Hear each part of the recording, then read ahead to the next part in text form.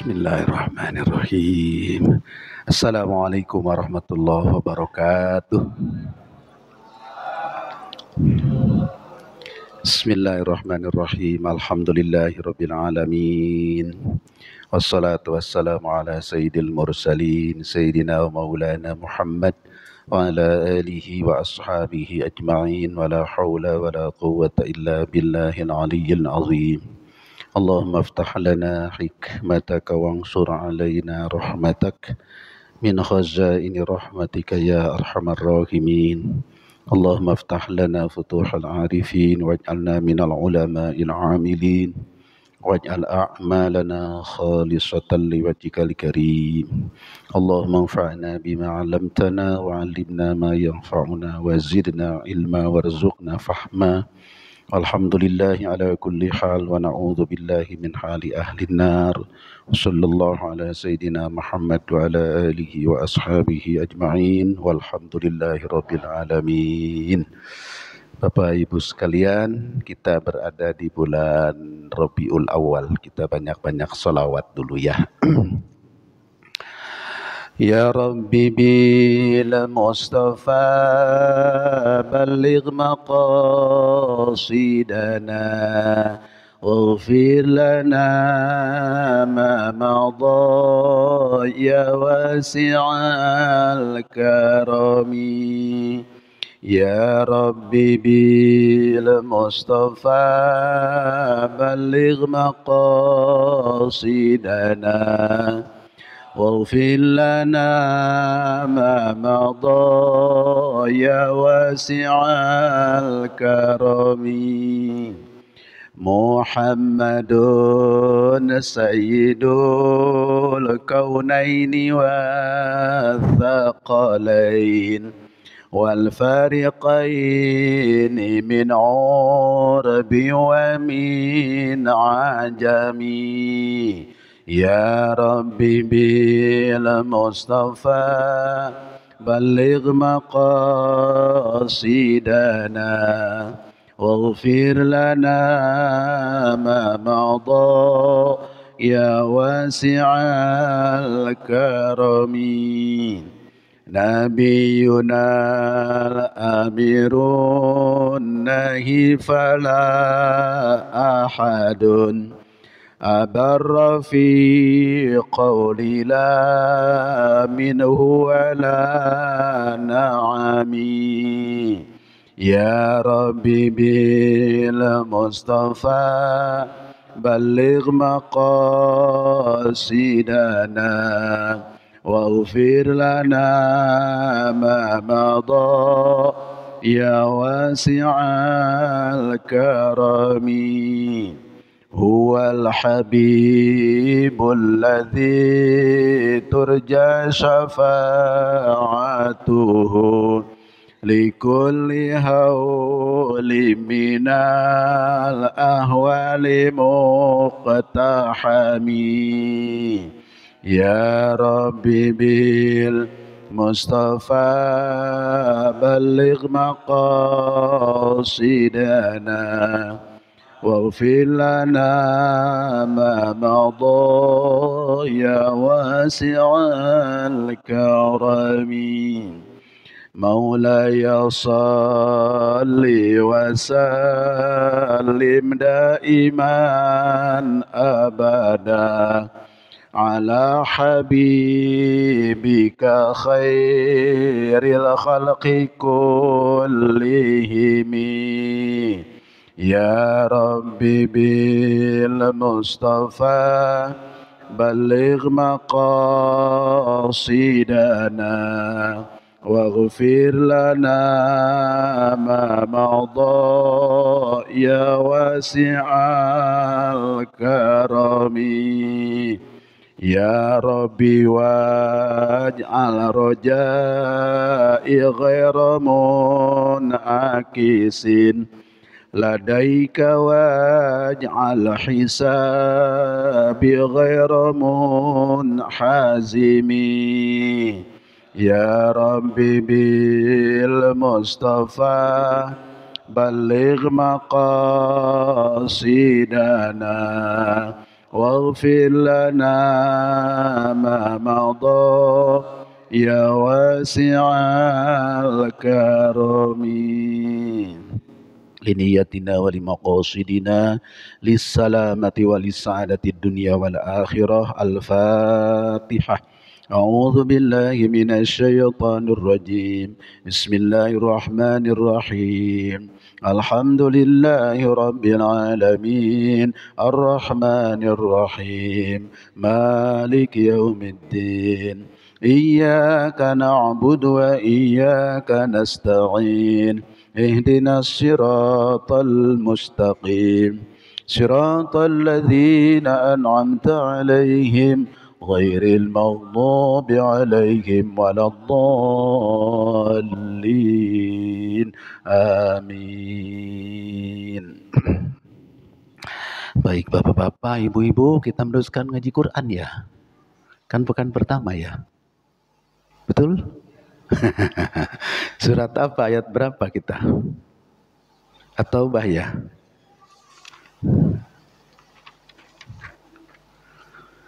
Ayat berapa kan?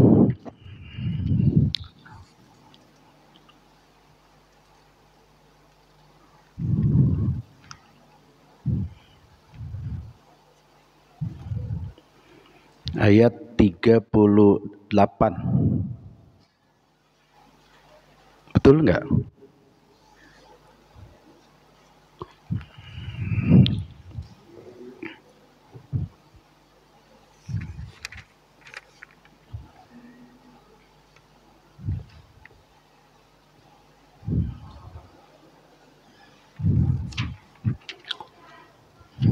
Ya.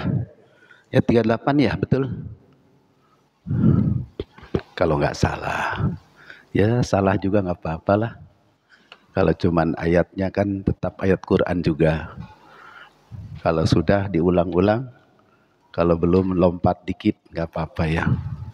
At-Taubah ayat 29 kalau nggak salah nih. 28. Ya.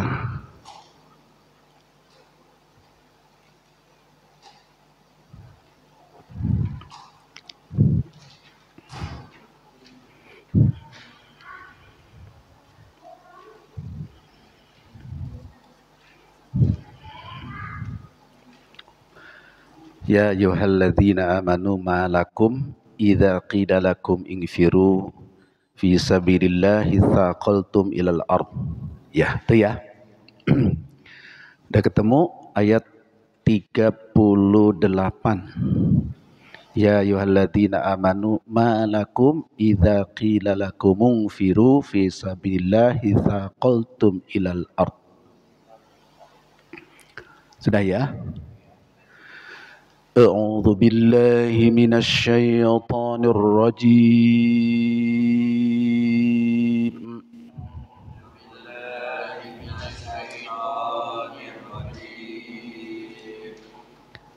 بسم الله الرحمن الرحيم.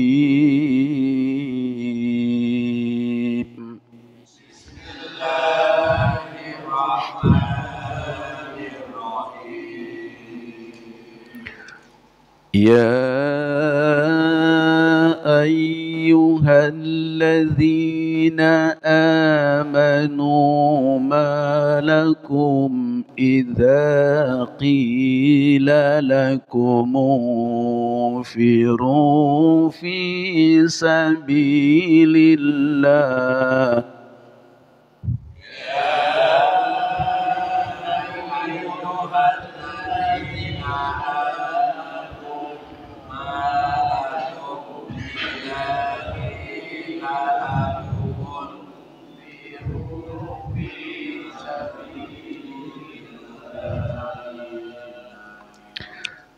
إذا قيل لكم انفروا في سبيل الله اثاقلتم إلى الأرض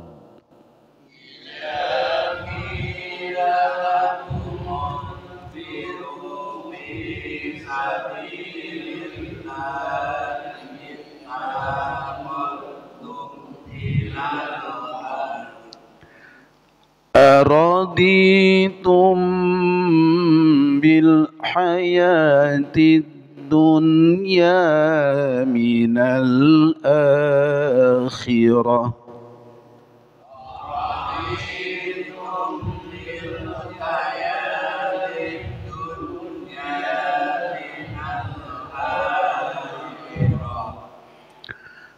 فما متاع الحياة الدنيا في الآخرة إلا قليل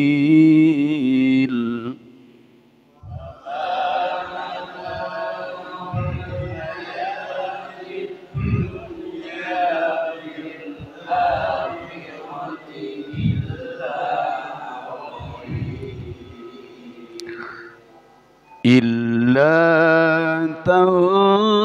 تنفروا يعذبكم عذابا أليما ويستبدل قوما غيركم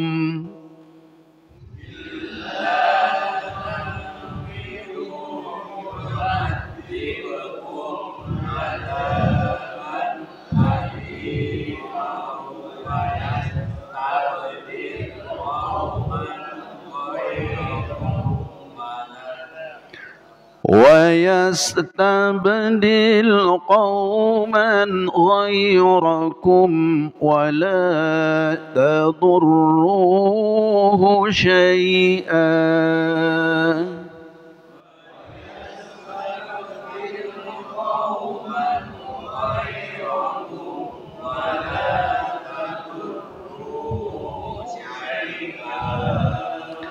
والله على كل شيء قدير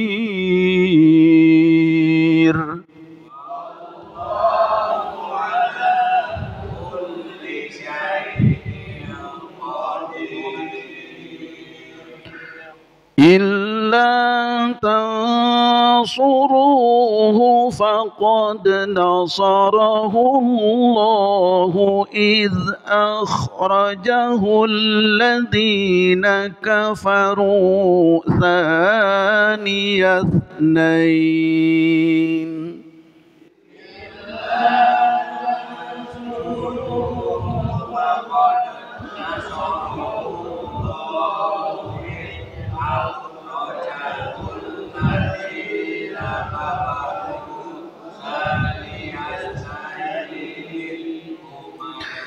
إذ أخرجه الذين كفروا ثاني اثنين إذ هما في الغار إذ يقول لصاحبه لا تحزن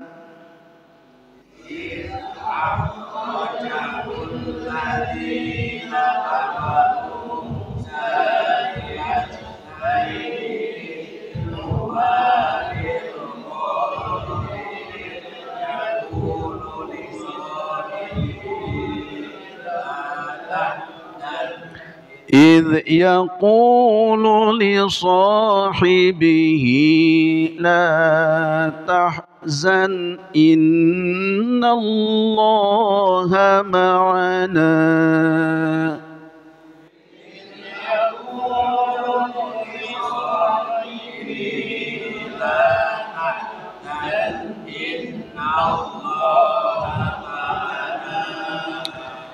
فأنزل الله سكينته عليه وأيده بجنود لم تروها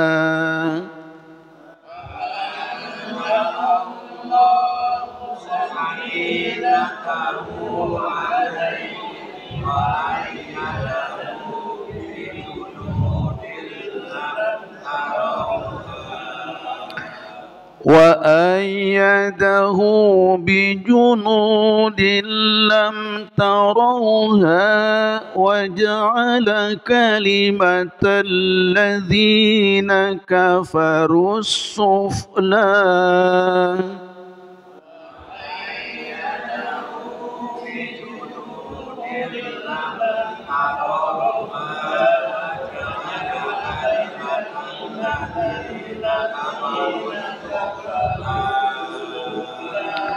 وكلمة الله هي العليا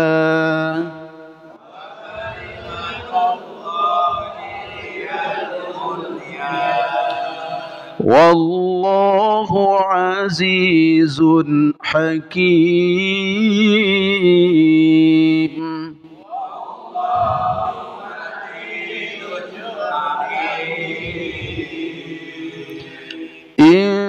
انفروا خفافا وثقالا وجاهدوا بأموالكم وأنفسكم في سبيل الله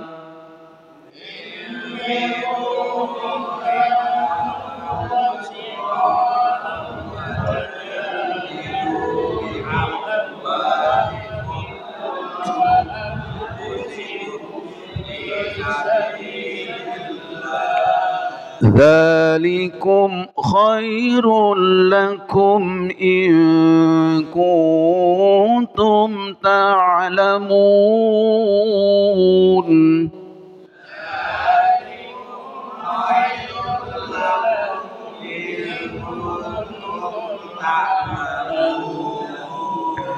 لو كان عرضا قريبا وسفرا قاصدا لاتبعوك ولكن بعدت عليهم الشقة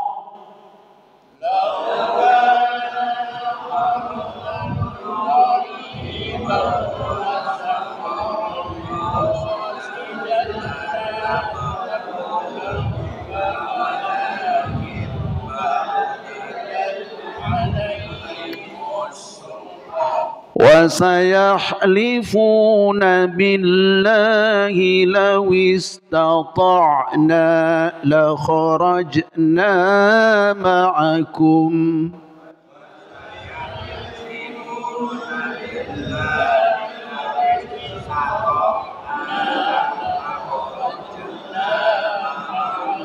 يهلكون أنفسهم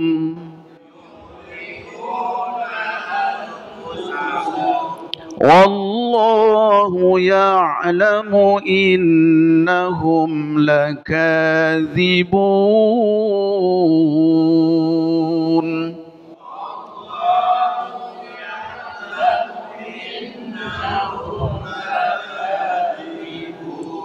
صدق الله العظيم.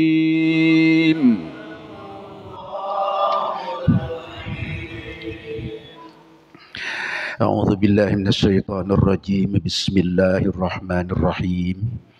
Ya ayyuhalladzina amanu, wahai orang-orang yang beriman, ma lakum idza qila lakum munfiru fi sabilillah.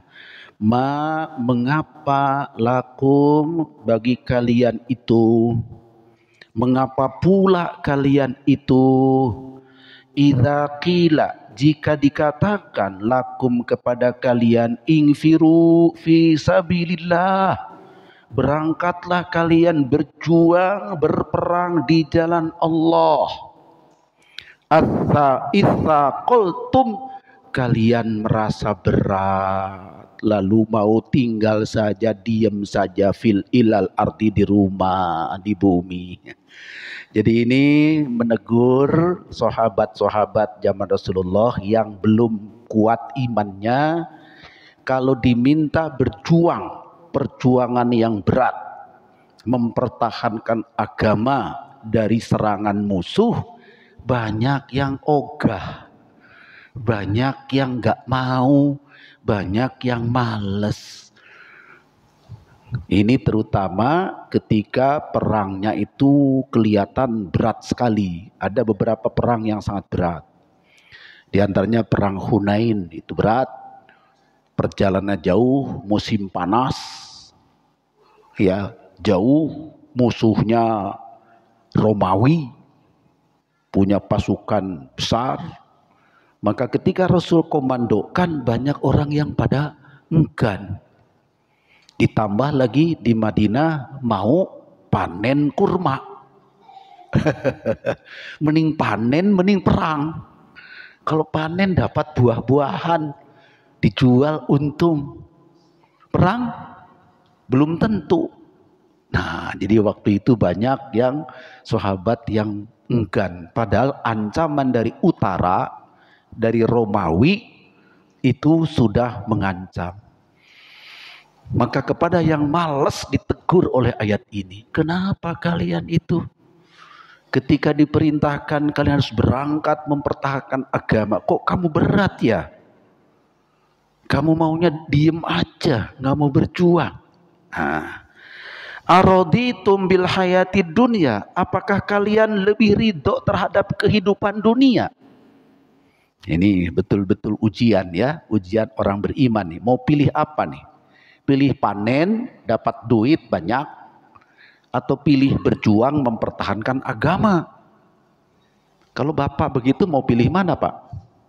Andai kata waktu itu Bapak waktu itu Bapak ada di Rasul, mau pilih panen apa pilih berjuang dengan Rasul mempertahankan agama dari ancaman?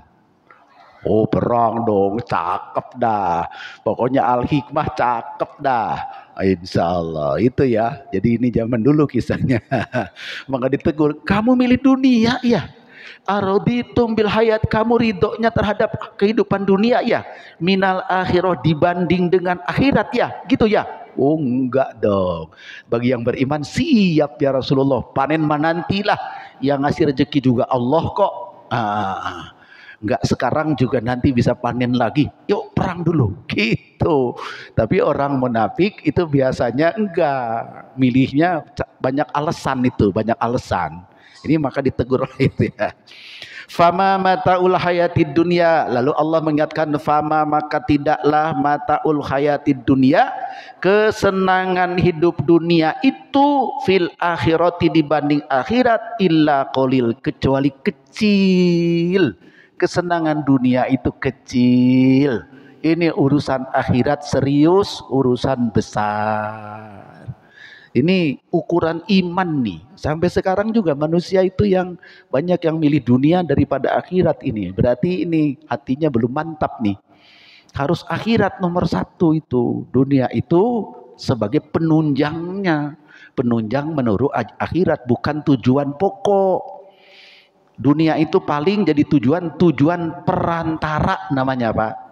Bukan tujuan akhir. Boleh dunia sebagai tujuan, tapi tujuan perantara, bukan tujuan akhir. Kuasai dunia supaya dapat akhirat gitu. Jadi tujuan akhirnya akhirat. Dunia itu adalah perantaranya. Jadi Bapak cari rezeki dan sebagainya, ini perantara supaya nanti kita bisa ke surga dengan baik, bisa ibadah, bisa amal soleh dan sebagainya gitu ya. Maka oleh Quran, dunia mah kecil. Nah, terus gimana nih kalau tetap mereka pada nggak mau tuh, tetap munafik, tetap nggak mau berjuang, padahal musuh sudah nunggu nih, musuh sudah mau nyerbu nih. Di Madinah banyak orang munafik nih.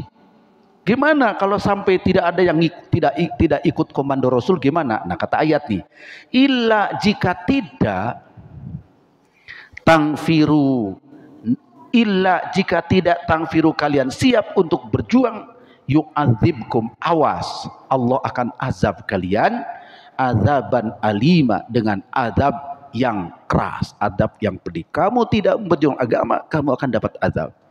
Apa azabnya? Bisa dunia, bisa akhirat, bisa dua-duanya. Di dunianya apa? Ya kalah dong. Umat Islam karena tidak mau berjuang, cuman sedikit yang berjuang, kalah. Kalah berarti kita amburadul kita. Nah, ya kalau kita kalah berarti di dunia aja kita udah berantakan. Kalau berjuang kan kita dibantu oleh kan menang.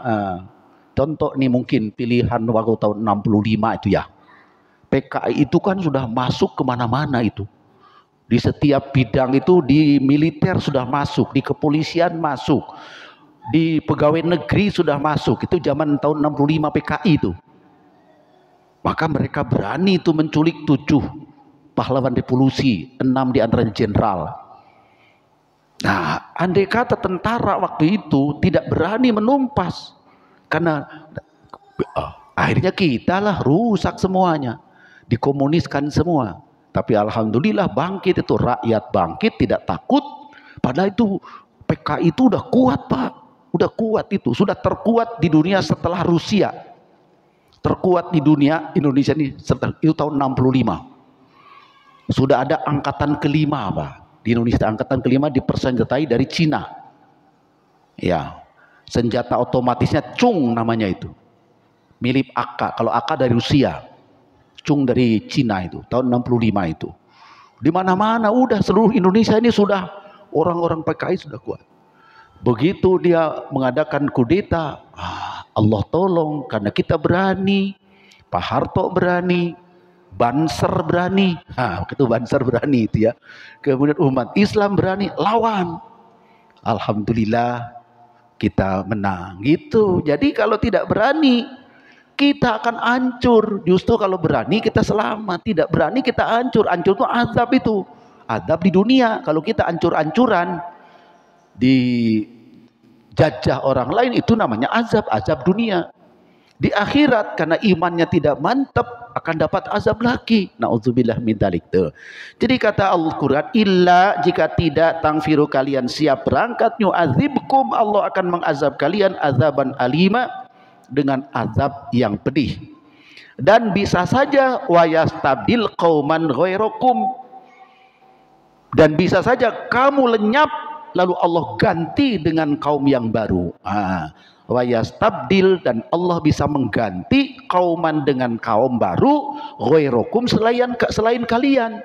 Kalian para pengecut nggak kepake dah gitu ibaratnya, udah hancurin aja kamu, nanti akan muncul pasukan baru yang Allah ridhoi, yang lain kamu enggak.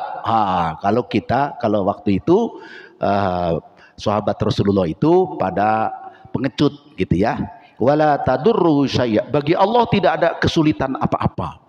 Kalau kalian sahabat Rasulullah itu tidak mau berperang lalu diserbu musuh mati semua, bagi Allah enggak masalah. Allah nanti munculkan kaum yang baru saja, bukan kamu, bukan kalian, karena kalian pengecut, kalian munafik pengecut. Gitu kira-kira nih maknanya ayat ya. Wallahu, dan Allah ala kulli syai'in, terhadap segala perkara, qadirun, maha kuasa. Jadi ini gambaran bagaimana Rasul memimpin umat ya di Madinah, mendapat tantangan bertubi-tubi dari mana-mana ya, berkali-kali harus angkat senjata.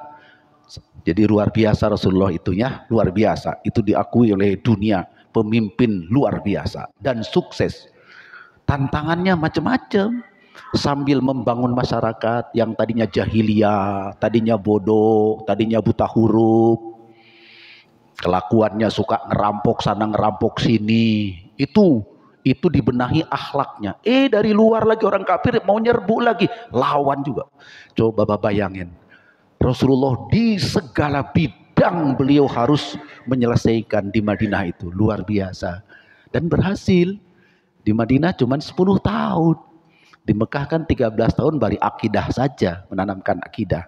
Di Madinah mempertahankan eksistensi Islam 10 tahun dan berhasil. Tidak ada Pak tokoh dunia manapun sepanjang sejarah yang mampu seperti itu. Maka ini diakui oleh semua. Mungkin Bapak sering ungkap kali ini Maulid Nabi ini sekarang nih. Biasanya para penceramah suka mengutip tulisan Michael Hart. Michael Hart penulis buku dari Amerika yang menyebutkan 100 tokoh paling berpengaruh di dunia sejak dikenal dalam sejarah. Nomor 1 Nabi Muhammad SAW. Padahal Michael Hart orang Kristen. Orang Kristen. Nah, tapi dia apa adanya, memang begitu faktanya. Maka konon dia itu diserang tuh oleh para orientalis. Muhammad apaan Muhammad? Yesus dong. Gitu kata mereka. Kata dia, enggak, Yesus memang enggak ada pengaruh. di dunia. Yang pengaruh malah dari Yesus turun ke Paulus. Tapi Paulus pun nggak bisa. Oh, di sidang itu Michael Hatu Pak, dia orang Amerika, di sidang di Inggris Pak, oleh para sarjana di sana. Tetap dia bertahan, tidak, ini fakta. Maka itu bukunya Bapak boleh baca itu. 100 tokoh berpengaruh di dunia. Ya, nomor 1 Nabi Muhammad SAW. Nah, terus turun ke bawah satu persatu yang ahli fisika karena mewarai dunia juga, teknologi dan sebagainya. Tetapi Nabi Muhammad tetap nomor 1 karena segala bidang dipimpin oleh Rasulullah dalam tempo 10 tahun saja di Madinah sukses. Ya, dan menghadapi berbagai jenis tantangannya macam-macam, bukan cuma orang kafir, orang munafik juga. Belum lagi kebodohan yang mengakar di kalangan masyarakatnya berabad-abad. Rasul harus didik itu. Jadi di bidang pendidikan, di bidang sosial, ekonomi, politik, hankam, itu Rasulullah itu. Ya, diplomasi, wah segala bidang itu Rasulullah itu ya. Nah, jadi ini satu gambaran waktu di Madinah bagaimana menghadapi orang yang pada males. Jadi kata ayat, kalau kamu nggak mau, Allah nanti kalian akan azab, kalian akan mengalami kekalahan dan kamu akan terhina. Di dunia kamu dapat azab, di akhirat dapat azab lagi. Dan kalau tetap begitu nanti Allah ganti saja, bukan kalian deh. Kalian biar musnah aja karena kalian dah pengecut. Nah, kira-kira gitu kalimat ayat. Allah bisa ganti kok dengan kaum yang lain gitu.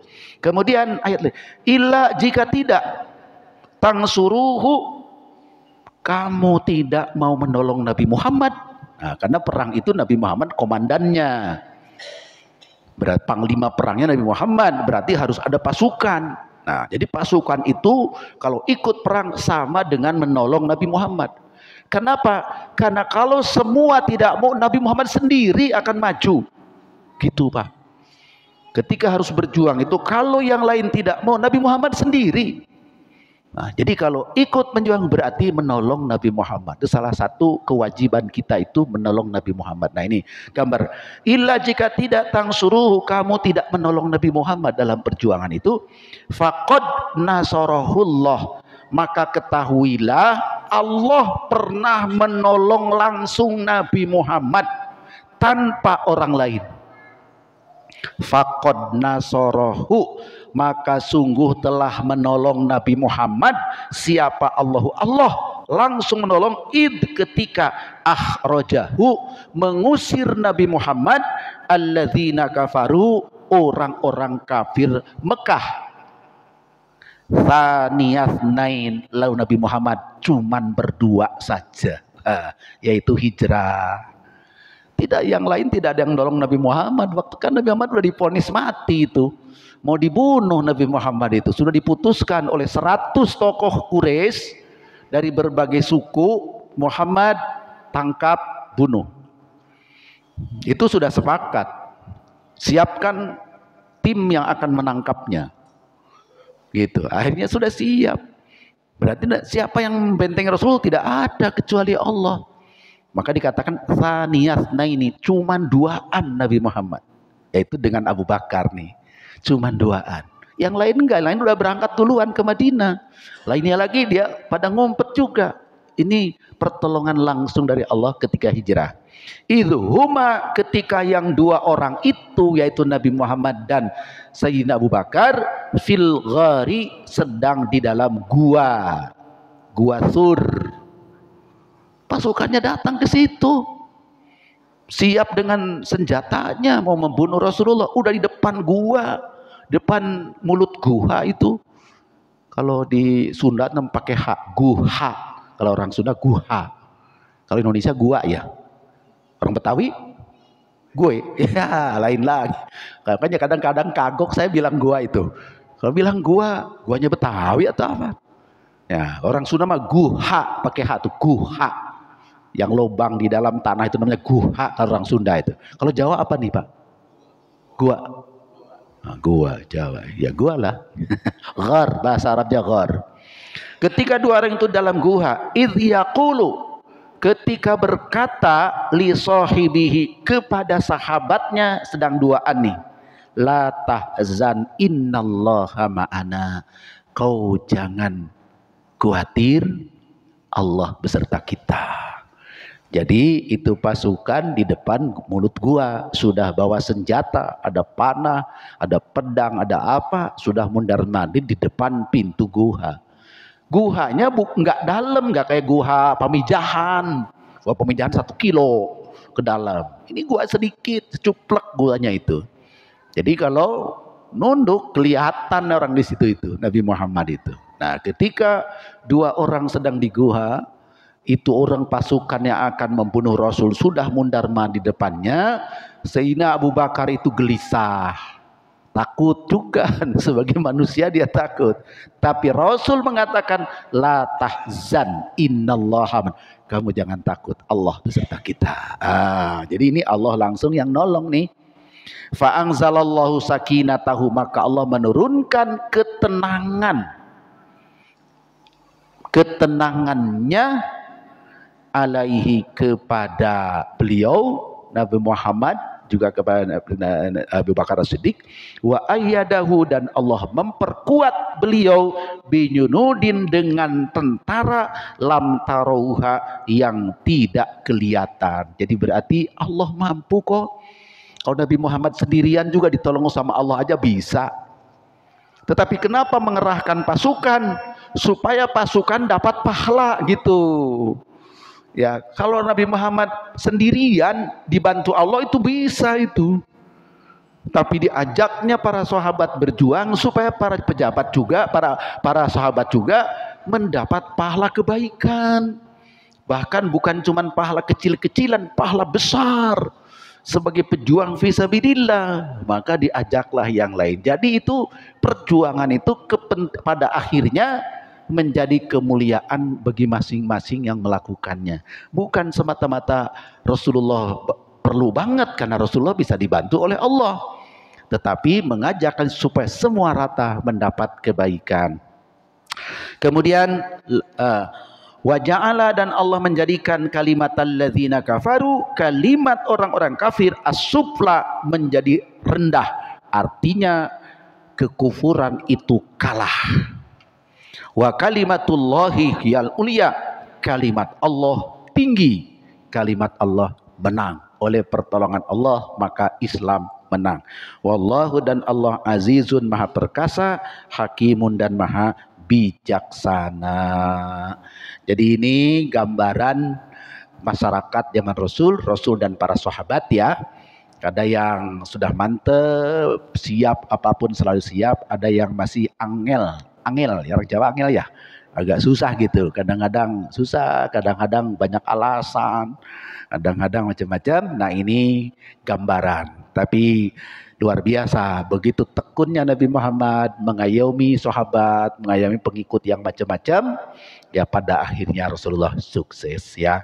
Tidak lama, saya kira 10 tahun itu cepat sekali itu. Bahkan tadi kata Michael Hart itu, tidak ada agama yang meluasnya secepat Islam, tidak ada. Yang lain pelan-pelan agama itu disiarkannya, menyebarnya. Islam cepat sekali, dari zaman Rasul cepat. Zaman Khulafaur Rasyidin tinggal cuman tambah 40 tahun, wah sudah luas banget. Persia, Mesir, ya, Afrika Utara, sampai wah cuman tempo berapa tahun, nggak sampai 100 tahun ya.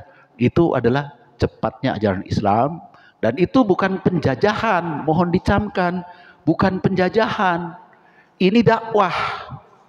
Contoh nih, orang Arab, pusatnya di Arab, di Hijaz, menyebarkan Islam ke Mesir sampai ke Maroko, Aljazair ya, itu kan bagian barat itu kan belum tentu orang Arab, itu Afrika itu.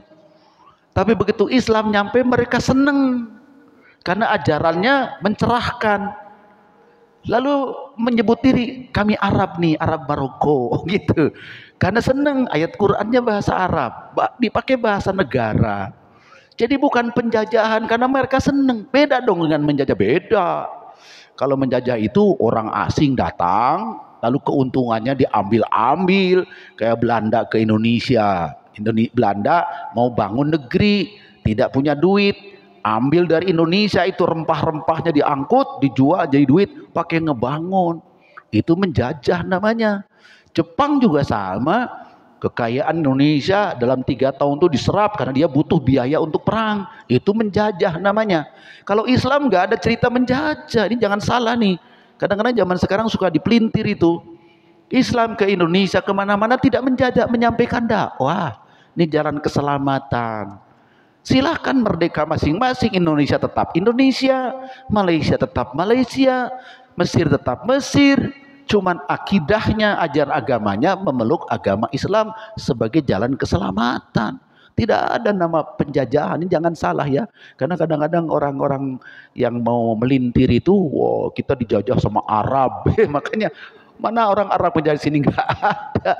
Orang Arab sini cuma ngajarin aja, ngajarin ngaji, ngajarin berjanji, paling begitu ya. Tidak ada. Jadi ini mohon dicamkan. Jadi ini dakwah perang dalam Islam hanya mempertahankan eksistensi keislaman supaya tetap Islam hidup, Islam berkembang menjadi jalan keselamatan bagi seluruh umat manusia. Demikian wallahu a'lam bishawab. Shadaqallahul azim.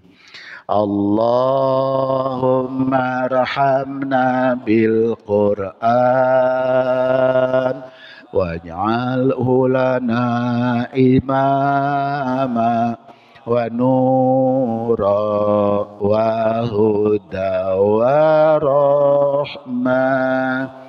Allahumma zakirna minhu ma nasina wa alimna minhu ma jahilna warzuqna tilawatahu ana al-laili wa atrafan nahar waj'alhu lana hujjatan ya